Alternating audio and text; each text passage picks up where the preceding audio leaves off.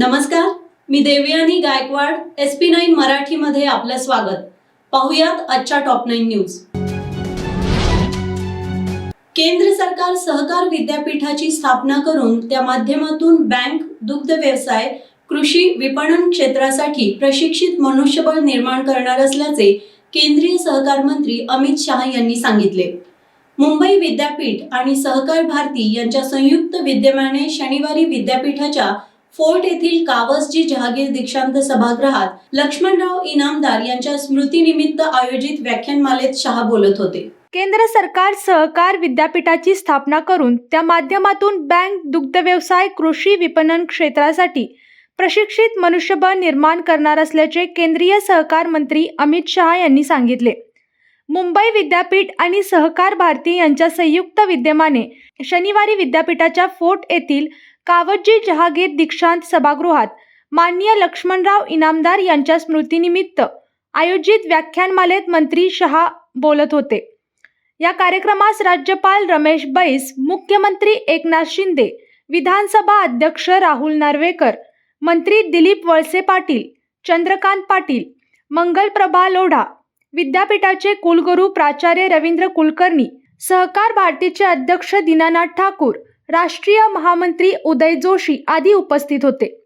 सहकार चळवळीने कालानुरूप स्वतःला बदलणे आवश्यक आहे. देशात रोजगार निर्मितीसोबतच आर्थिक विकास वाढवण्याची ताकद सहकार क्षेत्रात आहे. देशासाठी अधिक उत्पादनासोबतच अधिकाधिक रोजगाराची उपलब्धता सहकारातून शक्य आहे. सहकाराचे मॉडेल व्यक्तिहिताचा विचार करणारे आहे. देशातील 3 लाखाहून अधिक विकास सहकारी सेवा संस्थांचे संगणकीकरण व बळकटीकरण करून त्यांना नागरी सेवा केंद्राप्रमाणे बहुउपयोगी करण्याचा निर्णय केंद्र सरकारने घेतला आहे. नागरी सहकारी बँकांनाही आता नवीन शाखा, बँक मित्र, मायक्रो ATM, कर्ज सुविधा दुप्पट आदी सुविधा देण्यास परवानगी दिली आहे. केंद्रीय सहकार मंत्री अमित शाह लक्ष्मणराव इनामदार सहकार क्षेत्राचे आधारस्तंभ आणि मार्गदर्शक होते. सहकारातूनच कृषी आणि श्वेत क्रांती शक्य झाली आहे. शेतकरी व सर्वसामान्यांचा विकास सहकारातूनच होतो. भारतीय स्वातंत्र्याच्या अमृत महोत्सवी वर्षात सहकारातील बदल शेवटच्या घटकांच्या जीवनात मौल्यवान ठरेल. राज्यपाल रमेश बैस महाराष्ट्र आणि गुजरातमधील समान धागा म्हणजे सहकार चळवळ होय. भारतीय स्वातंत्र्याच्या अमृत महोत्सवी वर्षात सहकारातील बदल शेवटच्या घटकांच्या जीवनात मौल्यवान ठरेल. राज्यपाल रमेश बैस असे म्हणालेत. महाराष्ट्र आणि गुजरातमधील समान धागा म्हणजे सहकार चळवळ होय. लक्ष्मणराव इनामदार हे दोन्ही राज्यातील संवाददाता सेतू होते. त्यांनी सहकार चळवळीला व्यापक स्वरूप प्राप्त करून दिले. त्यांच्या कार्याची आठवण म्हणून जिहे कठापूर पाणीपुरवठा योजनेला त्यांचे नाव देण्यात आले आहे. गृहकर्जावरील व्याजावर सबसिडी मिळणार. निवडणुकांच्या तोंडावर मोदी सरकार खेळणार मास्टर स्ट्रोक. शहरी भागात छोट्या किंवा परवडणाऱ्या घरांसाठी घेतलेल्या गृहकर्जावरील व्याजदर वार्षिक अनुदान देण्याचा विचार केंद्र सरकार करत असल्याची माहिती रायटर या वृत्तसंस्थेने दिली आहे. निवडणुकांच्या तोंडावर मोदी सरकार खेळणार मास्टर स्ट्रोक. शहरी भागात छोट्या किंवा परवडणाऱ्या घरांसाठी घेतलेल्या गृहकर्जांवरील व्याजावर वार्षिक अनुदान देण्याचा विचार केंद्र सरकार करत असल्याची माहिती रॉयटर या वृत्तसंस्थेने दिली आहे. केंद्र सरकार 600 अब्ज रुपये अर्थात 7.20 अब्ज अमेरिकेतील डॉलर इतके व्याज अनुदान देण्याचा विचार करत आहे. हे अनुदान पुढील 5 वर्षासाठी छोट्या नागरी घरांसाठी दिले जाईल अशी माहिती सरकारी सूत्रांनी दिली आहे. येत्या काही महिन्यात देशातील बँका या योजनेची घोषणा करण्याची शक्यता आहे. आगामी काळात देशाच्या 5 राज्यात विधानसभा निवडणुका आहेत. या निवडणुकांच्या पार्श्वभूमीवर तसेच 2024 मध्ये होणाऱ्या लोकसभा निवडणुकांच्या पार्श्वभूमीवर असा काही निर्णय घेतला जाऊ शकेल असे या सूत्रांचे म्हणणे आहे. याच निवडणुकांसाठी गेल्याच महिन्यात स्वयंपाकाच्या LPG सिलेंडरची किंमत कमी करण्यात आली होती. ही किंमत प्रति सिलेंडर 18% कमी केली होती. अशा प्रकारे गृहकर्जांवर व्याज अनुदान दिले जाईल असे प्रधानमंत्री नरेंद्र मोदी यांनी 15 ऑगस्टला स्वातंत्र्य दिनानिमित्त केलेल्या भाषणामध्ये केले होते. या प्रस्तावित योजनेनुसार 20 वर्षांसाठी 50 लाख रुपयांपेक्षा कमी रकमेचे गृहकर्ज घेतले असेल तर त्यावर 3 ते 6.5% व्याज अनुदान देण्यात येईल. असे मिळालेले व्याज अनुदान थेट संबंधित कर्जदारांच्या बँक खात्यात जमा केले जाईल. ही योजना 2028 पर्यंत सुरू राहील. मात्र ही योजना केंद्रीय मंत्रिमंडळाने मंजूर केल्याखेरीज लागू करण्यात येणार नाही. ही योजना प्रत्यक्ष लागू झाल्यास त्याचा फायदा शहरातील गृहकर्ज घेणाऱ्या 25 लाख अल्प उत्पन्नधारक गृहकोंना होणार आहे. अशी परवडणारी छोटी घरे शहरी भागात किती प्रमाणात आहेत त्यावर या योजनेची गॅरंटी अवलंबून असणार आहे. विसर्जनाचे काम संपण्यापूर्वीच घरी जाणाऱ्या कर्मचाऱ्यांचा पगार कापणार के मंजुलक्ष्मी यांचे आदेश.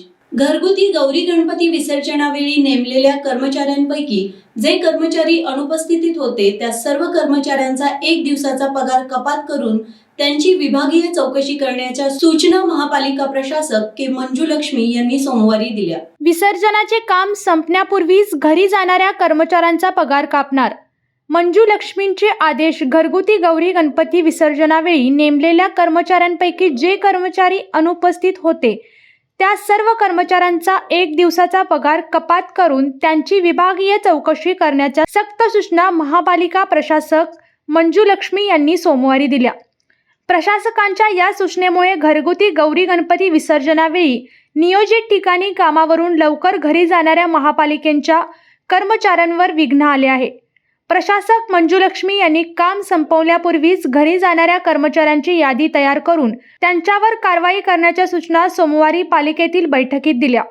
त्यामुळे ही यादी तयार करण्याचे काम दुपारपासून सुरू झाले. इराणी खण येथे रात्री 9 वाजल्यानंतर गणेश विसर्जनाचा वेग कमी झाला. भाविकांची गर्दीही कमी व्हायला लागली. परंतु शहराच्या विविध भागातील दान करण्यात आलेल्या मूर्ती ट्रक टेम्पोतून इराणी खणीवर आणण्यात येत होत्या. मोठ्या संख्येने मूर्ती आणल्यानंतर त्यांचे विसर्जन करण्याकरिता कर्मचारी कमी दिसायला लागले. मग नेमलेले कर्मचारी कोठे गेले याची चौकशी करण्यात आली तेव्हा अनेक जण न सांगताच घरी गेले होते. त्यामुळे रात्री उशिरापर्यंत उपायुक्त, सहाय्यक आयुक्त, अभियंते यांसारख्या अधिकाऱ्यांना स्वतः गणेश मूर्ती विसर्जन करण्याकरिता कन्व्हेअर बेल्टवर ठेवाव्या लागल्या होत्या. इराणी खणीवर नेमलेले कर्मचारी कामावर असते तर हे काम अधिक झटपट आणि लवकर संपले असते. अधिकाऱ्यांना गणेश मूर्ती विसर्जन करावे लागत असल्याचे मंजुलक्ष्मी यांनी प्रत्यक्ष पाहिले होते. त्यामुळे त्यांनी सोमवारी कार्यालयात झालेल्या बैठकीतच जे कर्मचारी कामचुकारपणा करून लवकर घरी गेले त्यांचा 1 दिवसाचा पगार कपात करण्याच्या सूचना दिल्या आहेत. कोल्हापुरातील पट्टण कोडोलीत धनगर बांधव शेळ्या मेंढ्यांसह उतरले रस्त्यावर. मराठा आरक्षणानंतर आता धनगर समाज बांधव धनगर आरक्षणासाठी आक्रमक झाले आहेत. अहमदनगर जिल्ह्यातील चौंडीमध्ये सुरू असलेल्या उपोषणाला राज्यभरातून पाठिंबा मिळत आहे. उपोषणकर्त्यांना पाठिंबा देण्यासाठी आज कोल्हापूर जिल्ह्यातही आंदोलन करण्यात आले. कोल्हापुरातील पट्टण कोडोलीतील धनगर बांधव शेळ्या मेंढ्यांसह उतरले रस्त्यावर. मराठा आरक्षणानंतर आता धनगर समाज बांधव धनगर आरक्षणासाठी आक्रमक झाले आहेत. अहमदनगर जिल्ह्यातील चौंडीमध्ये सुरू असलेल्या उपोषणाला राज्यभरातून पाठिंबा मिळत आहे. उपोषणकर्त्यांना पाठिंबा देण्यासाठी आज कोल्हापुरातही आंदोलन करण्यात आले. हातकणंगले तालुक्यातील पट्टण कोडोलीतील धनगर समाज बांधव शेळ्या मेंढ्यांसह रस्त्यावर उतरले. यावेळी राज्य सरकारविरोधात जोरदार घोषणाबाजी करण्यात आल्या. जनजातीय कार्य मंत्रालयाचा वार्षिक अहवालात धनगर समाजाचा समावेश एसटी प्रवर्गात आहे, त्याची अंमलबजावणी करावी या मागणीसाठी यशवंत सेनेकडून उपोषण सुरू आहे. आंदोलनाचा कालावधी वाढत गेल्याने आता धनगर बांधव रस्त्यावर उतरले आहेत. धनगर समाजाच्या या मागणीला मात्र आदिवासी समाज संघटनांकडून विरोध सुरू झाला आहे. याच पार्श्वभूमीवर नाशिकमध्ये आमदार नरहरी झिरवाळ यांच्या नेतृत्वात आदिवासी संघटनांची बैठक घेण्यात आली होती. शासनाने धनगर समाजाला आरक्षण जरूर द्यावे, त्याला आमचा कोणताही विरोध नाही. मात्र आदिवासींचे आरक्षण कमी करून धनगर समाजाला आरक्षण देण्यास आमचा विरोध आहे, असे स्पष्ट मत झिरवाळ यांनी व्यक्त केले. याच पार्श्वभूमीवर नाशिकमध्ये आमदार नरहरी झिरवाळ यांच्या नेतृत्वात आदिवासी संघटनांची बैठक घेण्यात आली होती. शासनाने धनगर समाजाला आरक्षण जरूर द्यावे, त्याला आमचा कोणताही विरोध नाही. मात्र आदिवासींचे आरक्षण कमी करून धनगर समाजाला आरक्षण देण्यास आमचा विरोध आहे, असे स्पष्ट मत झिरवाळ यांनी व्यक्त केले होते. कोल्हापुरातील शेतकरी संघाच्या जागेचा अखेर प्रशासनाने ताबा घेतलाय. नवरात्रोत्सवात अंबाबाईच्या भाविकांची सोय होणार. नवरात्रोत्सवाच्या पार्श्वभूमीवर दर्शन मंडपासह भाविकांच्या इतर सुविधांसाठी भवानी मंडप येथील शेतकरी सहकारी संघाच्या जागेवर जिल्हा प्रशासनाने रविवारी दुपारी ताबा घेतला. कोल्हापुरातील शेतकरी संघाच्या जागेचा अखेर प्रशासनाने घेतला ताबा. नवरात्री उत्सवात अंबाबाईच्या भाविकांची सोय होणार. नवरात्री उत्सवाच्या पार्श्वभूमीवर दर्शन मंडपासह भाविकांच्या इतर सोयी सुविधांसाठी भवानी मंडप येथील शेतकरी सहकारी संघाच्या जागेवर जिल्हा प्रशासनाने रविवारी दुपारी ताबा घेतला. पश्चिम महाराष्ट्र देवस्थान समितीचे सचिव तथा राधानगरीचे प्रांताधिकारी सुशांत बनसोडे, करवीरचे तहसीलदार स्वप्नील रावडे, करवीरचे मंडल अधिकारी संतोष पाटील यांनी पोलीस बंदोबस्तात ताबा घेऊन तात्काळ जागेची साफसफाई केली. नवरात्री उत्सवात अंबाबाईच्या दर्शनासाठी सुमारे 1.5 लाख भाविक येतात. मंदिर परिसरातच दर्शन रांगेची व्यवस्था केली जाते, त्यामुळे मंदिर परिसरातील मोकळा परिसर व्यापला जातो. या दरम्यान काही अनुचित घटना घडल्यास आपत्ती व्यवस्थापनाच्या दृष्टीने परिसर मोकळा असणे गरजेचे आहे.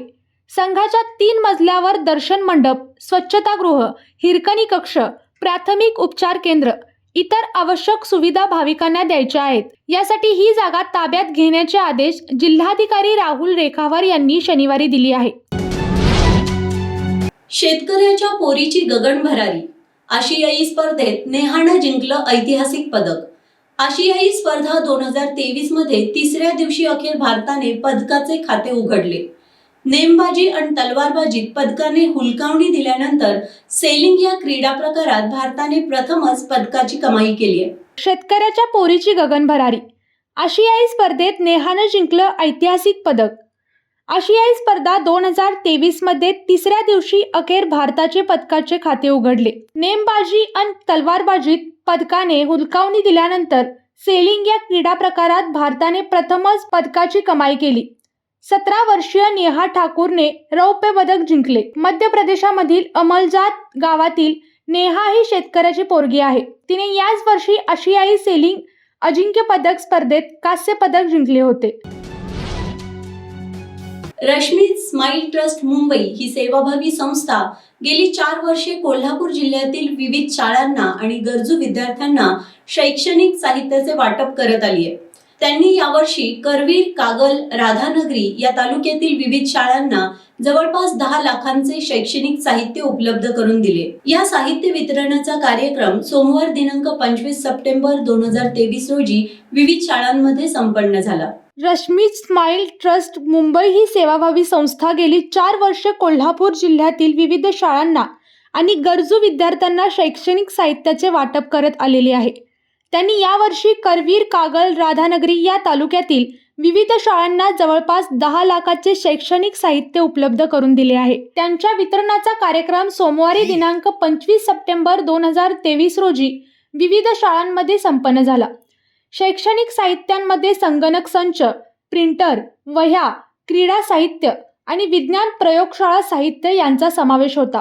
कार्यक्रमासाठी रश्मी स्माईल ट्रस्टच्या सेक्रेटरी डॉक्टर भावना कुंचेरिया, डॉक्टर सुहास कुंचेरिया, सोहिल शहा, चेतन मेहता आणि राष्ट्रपती पुरस्कार सन्मानित शिक्षक संभाजी पाटील हे उपस्थित होते. येवती ठिकपुर्ली, चंद्रे, मजले कासारवाडा, बोरवडे, वारके हायस्कूल तुरंबे, मांगोली, सावर्डे पाटणकर, गुडाळ, कुडित्रे, मानेवाडी, कोते, राशिवडे, धामणवाडी, सावंतवाडी, मोहडे, कोनोली, पडसाळी, तळसगाव या शाळांना वस्तू प्रदान करण्यात आल्या.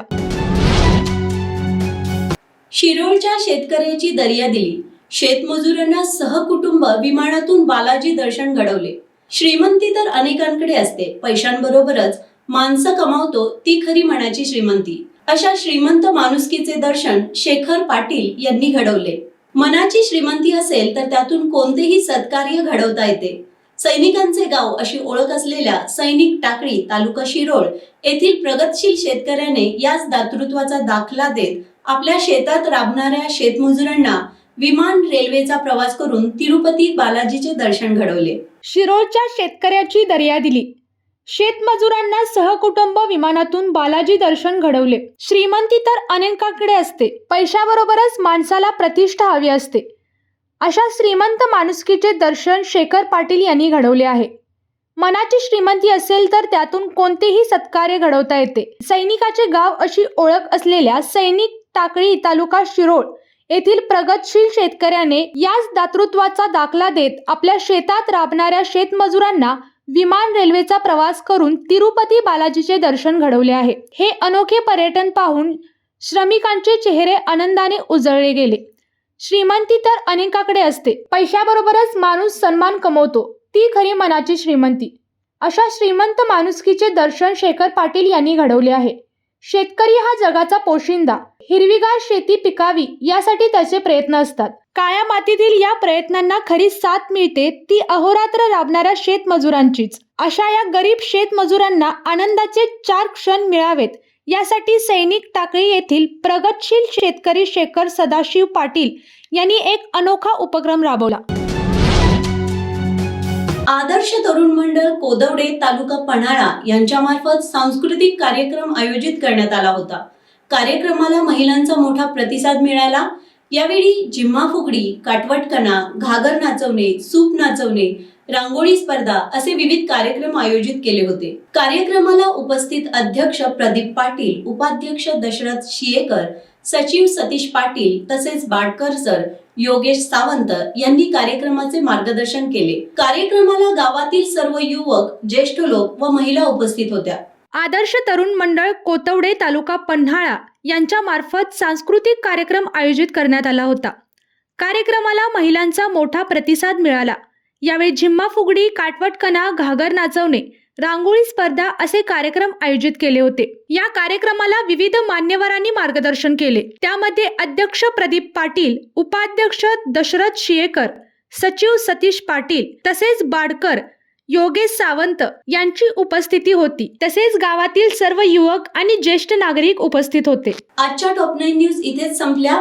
पुन्हा भेटू नवीन टॉप 9 न्यूज सह. तोपर्यंत तुम्ही पाहत राहा SP9 Marathi. Your time, your news. धन्यवाद.